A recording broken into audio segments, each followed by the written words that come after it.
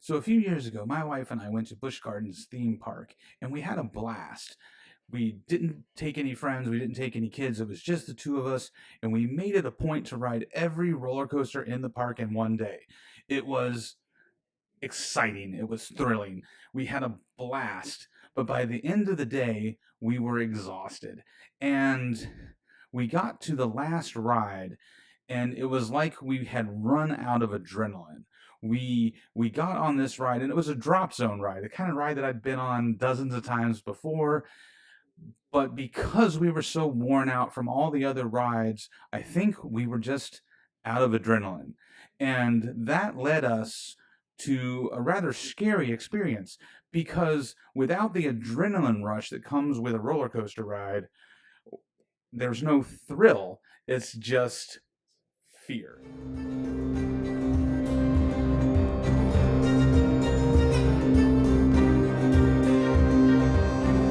What does that have to do with the Dungeons and Dragons movie?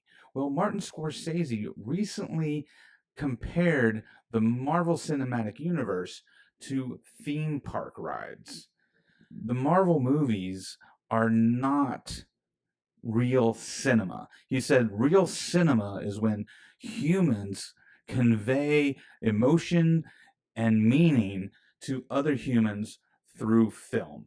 That was, I'm paraphrasing, but that was basically his definition of cinema. And he did not believe that the Marvel movies were truly cinema. They were more like theme park rides. And I get that. And that also is kind of how I felt about the Dungeons and Dragons movie.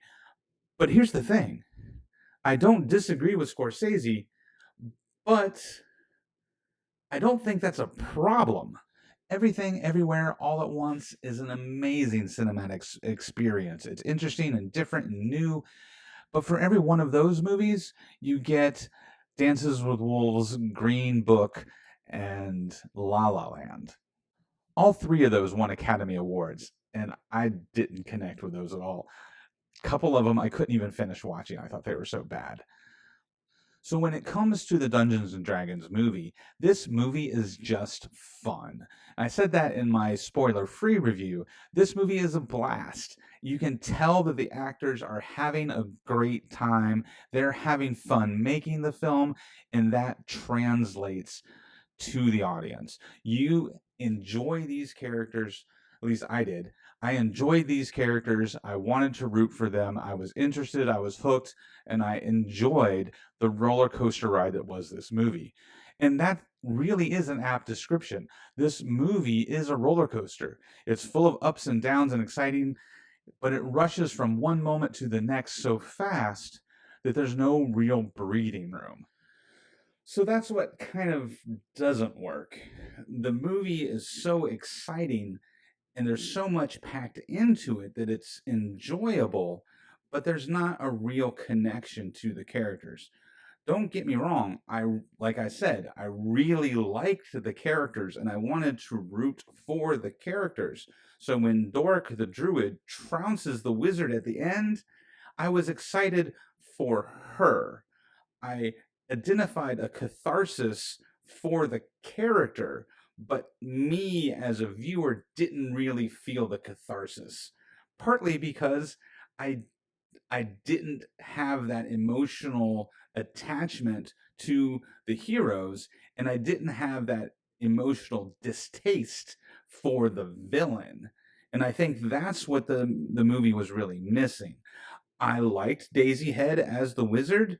I thought she did a good job in the role, but there wasn't enough there. And then that again is similar to the Marvel movies. That a lot of the Marvel movies, the villains are just kind of the villain, with the exception of like Killmonger and Black Panther, where you really, identify with where he's coming from at times, but you recognize that he's still the villain, right? Or the other angle to play a villain is to make them so distasteful that when the heroes win, you feel a sense of relief. And that's what I mean. There wasn't a catharsis for me as the viewer because I wasn't really invested in the story. I was having a great time. I was having a really good time, and it was fun. But I can see how critics would say this movie lacked depth. The other criticism that I pointed out in my spoiler free video was the MacGuffin chasing. The wizard has the MacGuffin that's going to turn everybody to zombies. The heroes need to get the MacGuffin helmet so that they can get into the vault, so they can get the MacGuffin that raises people from the dead. So you have these three magic items that drive the plot forward. And that's not necessarily a creative way to build a story. However, that is a very Dungeons and Dragons plotline. It's it is very much like the game of D&D.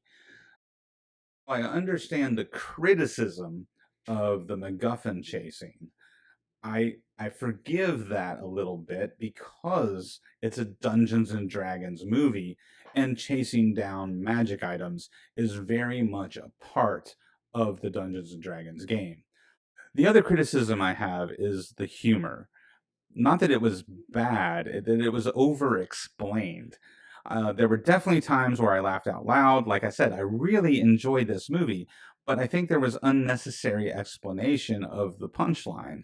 Like when they're moving through the Underdark and the intellect devourers crawl by, and the paladin explains that these things feed on your brain and they're very attracted to super intelligent creatures, and these intellect devourers just cruise on by. That was funny in and of itself. We didn't need the explanation at the end where Chris Pine says, well, that was hurtful. Likewise, I didn't enjoy the film's use of flashbacks. However, the main character played by Chris Pine, Edric the Bard, is just that. He's a bard, he's a storyteller. So again, I'm a little more forgiving of the flashbacks because the majority of the flashbacks, in fact, maybe all of the flashbacks, were his narration, him telling the story, and he's a storytelling character. So it was easy for me to forgive my general dislike of flashbacks. I do think it could have made a stronger movie if we had started in a more linear fashion where we see him with his family telling his daughter that he promised he would be back for her, and telling his wife just one more heist and everything will be fine. If you did that, then at the end of the film, when he decides to save the barbarian and bring the barbarian back to life instead of bringing his wife back to life, I think that choice would have felt more powerful and, again, more meaningful. So those were my biggest criticisms of the film. The I felt like the flashbacks prevented us from really connecting to the family part of the story, and I felt like the action packed, hurried pace distracted us from the meaning and the purpose behind the characters. Okay, so let's get to the things I did like about the movie. The first one being Michelle Rodriguez as Olga the Barbarian. I thought she was fantastic. I thought she did a great job. And I know other people have criticized her role by saying it wasn't big enough, that they kind of slighted Michelle Rodriguez by not giving her more. However, I thought the choice there was that a matter of less is more. The fact that she's a stoic character, and when she does speak, it really impacts the dynamic between her and Chris Pine's bard character Edric. The Oftentimes Edric the Bard is trying to verbally maneuver his way through a situation, and she comes in and just states their obvious intent. And I thought that was clever humor and a clever dynamic between the characters, where she kind of just bluntly explains things. And then the other scenes where she is really the nurturing, caring individual. She's really the mother to Chris Pine's daughter in the absence of the girl's real mother, who is dead. So I thought Michelle Rodriguez was great. I thought her character was fantastic. It was actually my favorite part of the movie was her character. Um, and I think Chris Pine's Bard really needed Michelle Rodriguez's Barbarian, as they made it a complete package. Their relationship, their dynamic really made the movie for me. So props to Michelle Rodriguez. The other thing I really want to talk about is how this is a Dungeons and Dragons movie. I really liked that they had the Dragonborn, the Aarakocra, the Tiefling, the Tabaxi, and yes, the Tabaxi's practical effects were not great.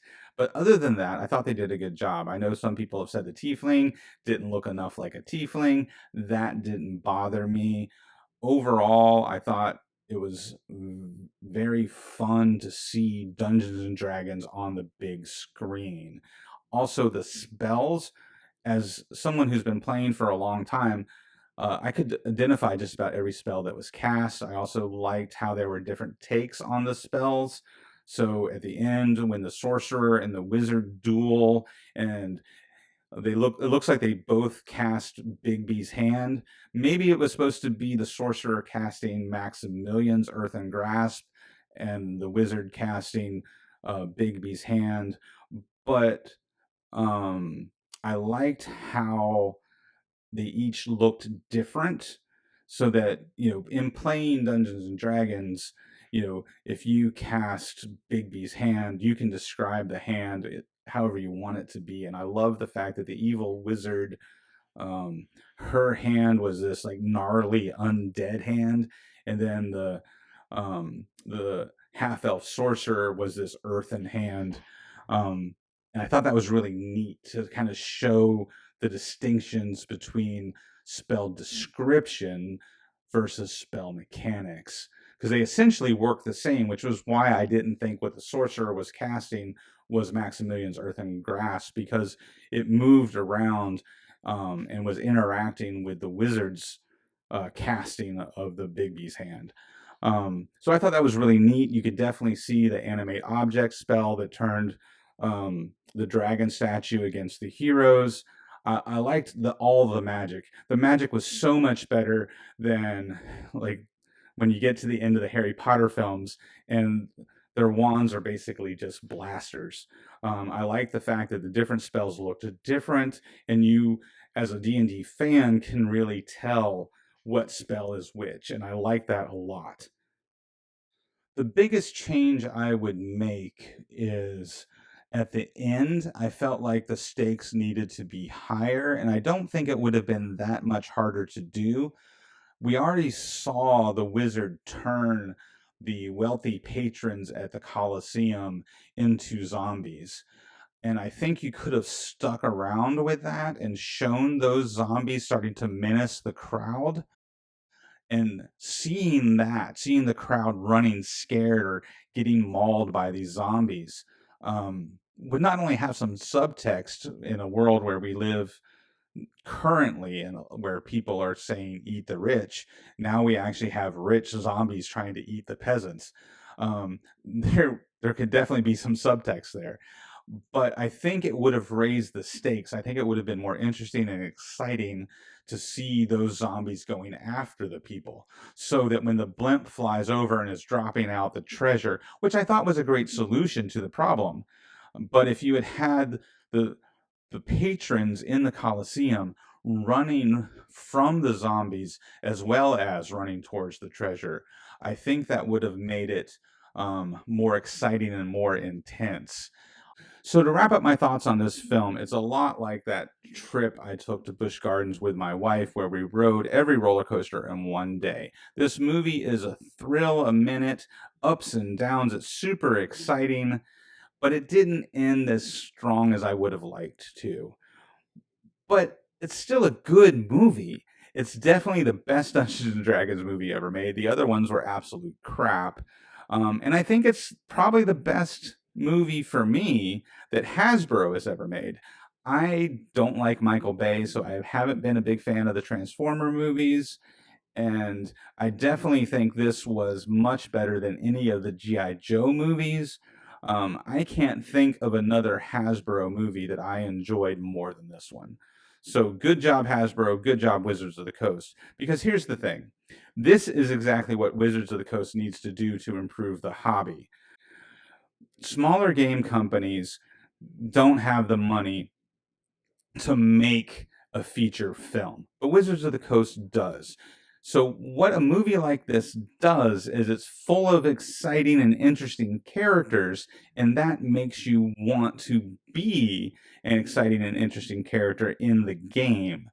So, I feel like they accomplished something with that, right? This is much better than revoking the open game license, because this is not about competing with other game companies and preventing other game companies from taking RPG players away from Dungeons and Dragons. This is about broadening the hobby as a whole. This is about bringing new people to the hobby. Wizards of the Coast doesn't need to be fighting over the slices of the pie, because they have the ability to make the whole pie bigger. By adding more people to the hobby, everybody in the hobby benefits.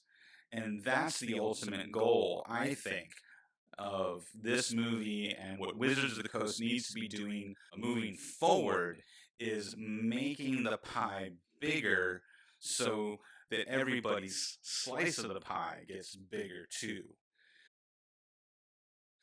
And no, Martin Scorsese, this is not classic cinema, but it's a damn good time.